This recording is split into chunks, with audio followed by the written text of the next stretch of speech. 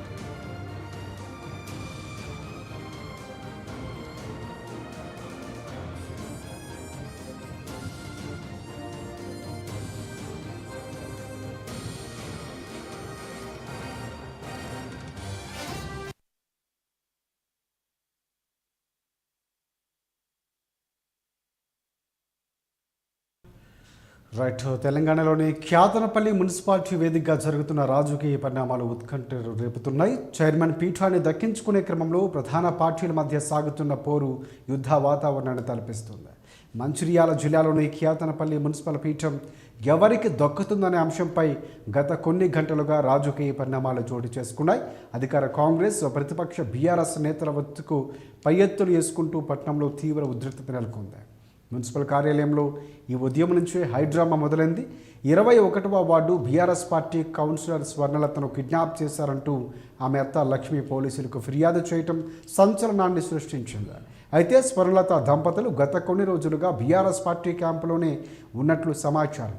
ఈ ఫిర్యాదు వెనుక రాజకీయ ఒత్తిళ్లు ఉన్నాయా అన్న కోణంలో ఇప్పుడు చర్చ సాగుతోంది. మున్సిపల్ కార్యాలయం వద్ద ఇరు పార్టీల కీలక నేతలు మోహరించారు.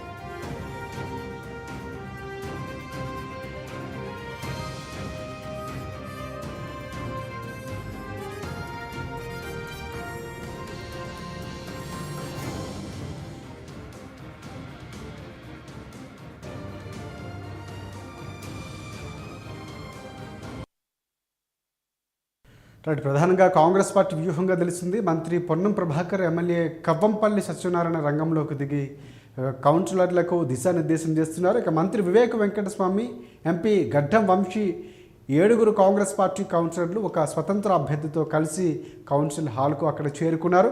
సో ప్రధానంగా ఈ అంశం కీలకంగా మారింది. బీఆర్ఎస్ పార్టీ ప్రతివ్యూహం. మాజీ ఎమ్మెల్యే బాలకృష్ణ, ఎమ్మెల్యే కోవాలక్ష్మి ఆధ్వర్యంలో బీఆర్ఎస్ పార్టీ శ్రేణులు తమ బలాన్ని నిరూపించుకునే ప్రయత్నం చేస్తున్నారు. ఇప్పటికే 10 మంది బీఆర్ఎస్ పార్టీ కౌన్సిలర్లు, 4 సిపిఐ కౌన్సిలర్లు భారీ బందోబస్తు మధ్య కార్యాలయానికి చేరుకున్నారు. ఆయా పార్టీల బలాబలాలు విషయానికి వస్తే కాంగ్రెస్ పార్టీ 7, అలాగే స్వతంత్ర అభ్యర్థి 1, ఓవరాల్గా 8, బీఆర్ఎస్ పార్టీ 10, సిపిఐ 4, 14 స్థానాలు సాధించాయి. పోలీసులు లాఠీ చార్జ్ యుద్ధభూమిగా అక్కడ మున్సిపాలిటీ మారినటువంటి సందర్భం కనిపిస్తుంది.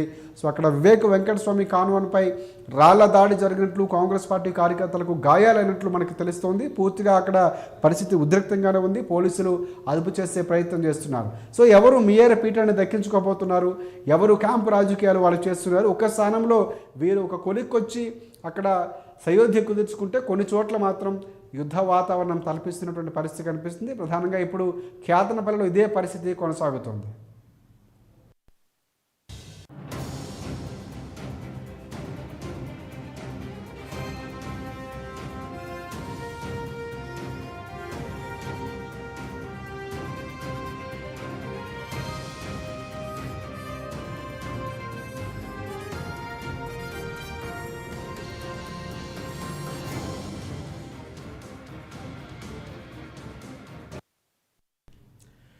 ఇక మాజీ ఎమ్మెల్యే బాల్క సుమన్ను మున్సిపాలిటీ వద్ద పోలీసులు అడ్డుకోవడంతో ఒక్కసారిగా పరిస్థితి అదుపు తప్పింది.